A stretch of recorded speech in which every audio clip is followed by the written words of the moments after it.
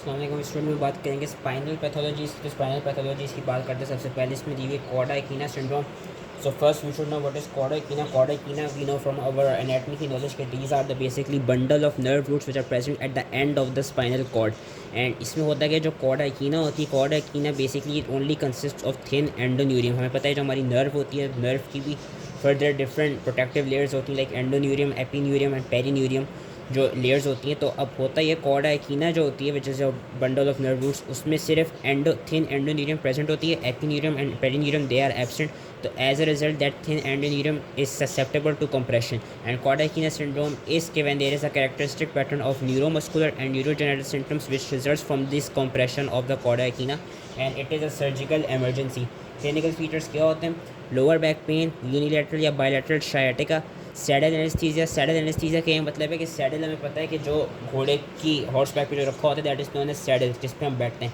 तो वो हमारी जो बॉडी के पार्ट्स जो सैडल से बेसिकली वो हो रहे होते हैं, इन कॉन्टैक्ट टू सैडल आ रहे होते हैं। As for example your perineurium, your internal thighs, your buttocks.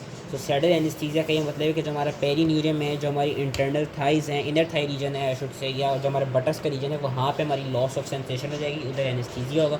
Motor weakness होगी लोअर एक्सट्रीमिटीज़ के लेवल पे, फीकल इनकॉन्टिनेंस होगी। अर्ली फीचर्स क्या होंगे? यूरिनरी डिस्फंक्शन के in early features there will be urinary retention whereas in late features there will be overflow and continence. Causes क्या होते हैं? जो मोस्ट कॉमन कॉज है that is your central disc herniation at the level of L4 and L5। बाकी lumbar fracture, epidural haematoma, spinal stenosis, spinal infections और any spinal tumour.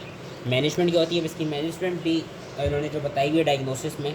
तो diagnosis में याद रखने कभी कभी MCQs में कन्फ्यूज़ कर दिया जाता है। जो बेस्ट इनिशियल टेस्ट है ना, कि जब पेशेंट प्रेजेंट करेगा तो जो इनिशियल टेस्ट है, best initial test is the X-ray of your lumbar spine. Where जो मोस्ट एक्यूरेट टेस्ट है जो कि एक्यूरेटली डायग्नोस करेगा हमारी कंडीशन को, दैट इज़ और MRI।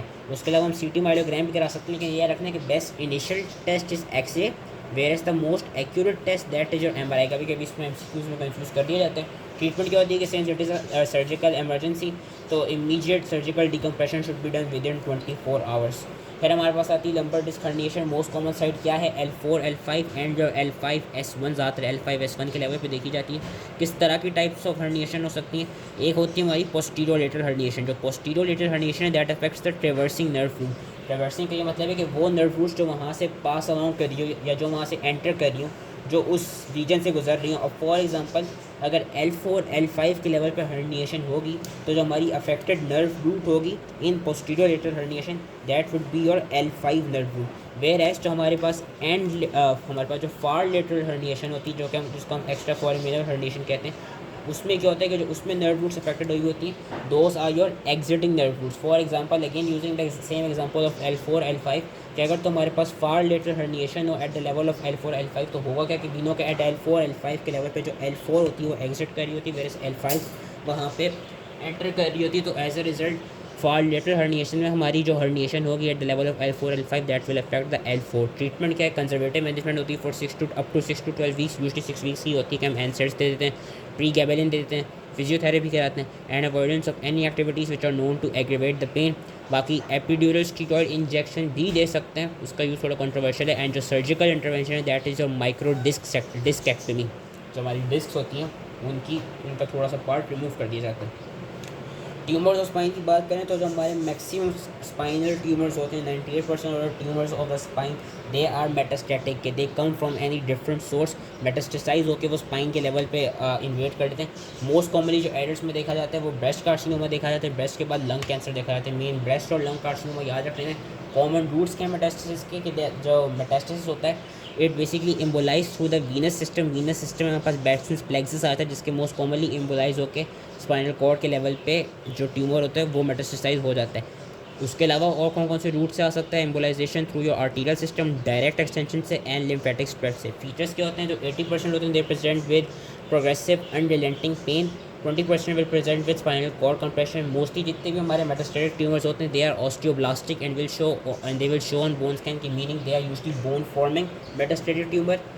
कुछ हमारे पास ट्यूमर्स होते हैं like multiple myeloma and renal carcinoma. These two tumour are basically और ऑस्टियोलिटिक ट्यूमर्स तो इनका जो मेटास्टेसिस होता है वो ऑस्टोलिटिक होता है कि वो वहाँ पे जाके बोन की डिस्ट्रक्शन कॉज करा रहे होते हैं। एंड जो हमारे प्रोस्टेटिक ट्यूमर्स होते हैं, जो प्रोस्टेटिक ट्यूमर्स का मेटास्टेसिस होता है दैट इज स्क्लेरोटिक। स्क्लेरोटिक का ये मतलब है कि वो वहाँ जाके स्पाइनल कॉर्ड की फर्दर हार्डनिंग कराने लग जाते हैं।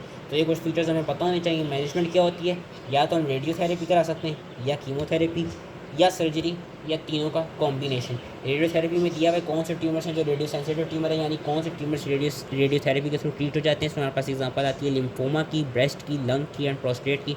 Those tumours which are resistance to radiotherapy that are your thyroid, renal, GI adenocarcinoma and melanoma. Similarly chemotherapy की अगर बात करें तो those tumour which are treated through chemotherapy these are your thyroid. Those metastated tumour की बात हो रही है कि those metastated tumour that are treated through your chemotherapy that are your thyroid, breast, neuroblastoma, Ewing sarcoma and small cell lung cancer, whereas जो lung adenocarcinoma that is chemo-resistant। Primary tumour की बात करें कि वो tumours which are arising from spinal cord, so they account for almost 2% of the spinal lesions. किस तरह के हो सकते हैं, बोन फॉर्मिंग हो सकते हैं जिसमें बिनाइन टेप आ जाती है, osteoma and osteoblastoma, and malignant आ जाती है ऑस्टियोसार्कोमा। कार्टिलेज फॉर्मिंग हो सकती है, बिनाइन आ जाती है chondroma, osteochondroma, and your malignant counterpart is chondrosarcoma. Spinal cord के अलग से अपने ट्यूमर्स हो सकते हैं like glioma, ependymoma, astrocytoma, and intradural tumours हो सकते हैं like meningioma, neurofibroma which are extramedullary, and ependymoma और astrocytoma which are intramedullary. Fat containing हो सकते हैं like lipoma which is benign, and liposarcoma which is malignant. Round cells हो सकते हैं like Ewing sarcoma, giant cell हो सकता है लाइक ऑस्टियोक्लास्टोमा। वेस्कुलर ट्यूमर्स हो सकते हैं like haemangioma, lymphangioma, angiosarcoma, but they only account for about 2%। बस इसमें याद रखना है कि जो मेजोरिटी ऑफ द पेशेंट्स हैं who present with primary spinal tumour and if they are below 18 years, तो उनमें जो ट्यूमर होगा वो मोस्ट कॉमनली बिनाइन ही होगा। वेयरएज वो patients who are more than 18 years and they are presenting with major primary spinal tumour, so उन cases में जो हमारे अबव 18 ईयर्स होते हैं उनमें ज़्यादातर मेलिग्नेंट काउंटर पार्ट ज़्यादा देखा जाता है कि उनमें मेलिग्नेंट प्राइमरी ट्यूमर ज़्यादा होता है। Benign tumors they tend to occur mostly at the posterior elements of your spinal cord, whereas malignant tumors occur at the vertebral body, at the level of vertebral body. Posterior element में हमें पता है spinous process और different transverse processes आ जाते हैं, vertebral body being the anterior most part. They can present with nerve compression, with cord compression, root compression, pathological fracture or any deformity of the spinal cord. So that was all related to spinal pathologies. I hope it easily समझ में आ गया हो, and thank you.